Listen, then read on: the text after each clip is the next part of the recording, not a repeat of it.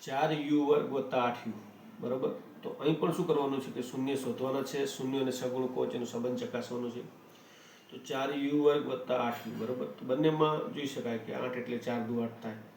તો એક તો 4 સામાન્ય આવશે બંનેમાંથી, અને બીજું શું આવશે, બંનેમાં u છે એટલે u આવશે।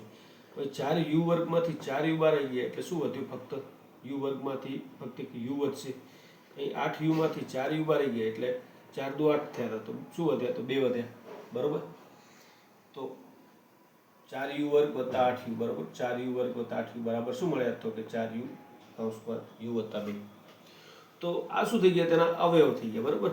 હવે આ બહુપદીને આપણે શૂન્ય લઈશું એટલે તેના અવયવ પણ શૂન્ય થશે, એટલે કે 4u² + 8 = 0 લેતા તો એના અવયવ જે મળે 4u + 2, તો 4u = 0 અથવા u + 2 = 0।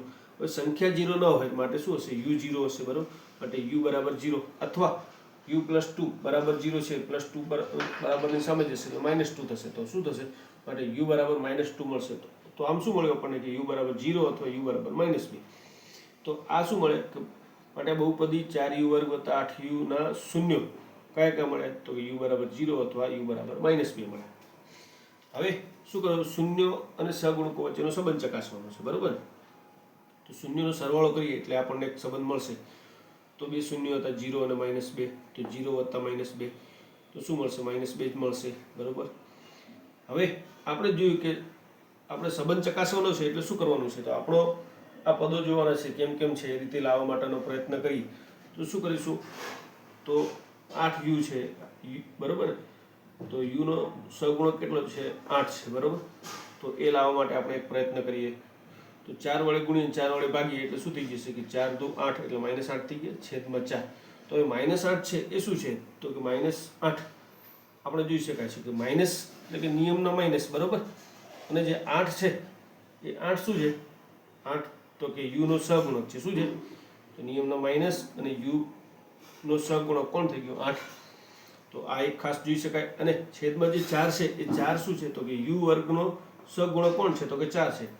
તો u² નો સહગુણક માઇનસ u નો સહગુણક ભાગ્યા u² નો સહગુણક બરાબર ને। તો આ આપણને એક સંબંધ મળે। હવે બીજો સંબંધ અચળ પદ અને u² ના સહગુણકનો, તો શૂન્યનો ગુણાકાર કરીશું બરાબર। તો 0 × -2 તો 0 સાથેનો કોઈ પણ ગુણાકાર 0 જ થાય એટલે 0 મળશે। 0 ને 4 વડે ગુણીને ભાગીએ બરાબર, તો શું થશે, 0 × 4 એટલે 0 જ થશે, છેદમાં 4 મળશે। અહીં જોવાનું છે, છેદમાં આપણે એમ કહીએ કે કંઈ નથી તો એક મૂકી દઈએ બરાબર, પણ અહીં આપણે શું કરવાનું છે કે u² નો સહગુણક લાવવાનો છે, એ ખાસ ધ્યાનમાં રાખવાનું છે બરાબર ને। તો અહીં એક આપણને 0 એટલે 0 અહીં જોઈ શકાય છે કે અચળ પદ છે જ નહીં, u² u છે પણ એના પછી કોઈ પદ અચળ છે નહીં, એટલે અચળ પદ કેવો છે કે શૂન્ય છે, અને છેદમાં 4 મળે, 4 શું છે, તો u² નો સહગુણક છે બરાબર। તો એ કાળજી થોડી થોડી જ રાખવાની છે, વિશેષ કંઈ ખાસ નહીં, આ જગ્યા ઉપર એક ધ્યાનમાં રાખવાનું છે, આ પદ કઈ રીતે આવ્યું બરાબર, -2 × 4 ભાગ્યા 4 કરીએ એટલે -8 ભાગ્યા 4 મળ્યા।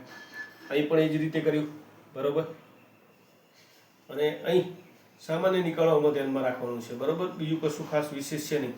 અહીં 4 શૂન્ય ન હોય પણ શું શૂન્ય હશે, તો કે 0 હશે બરાબર।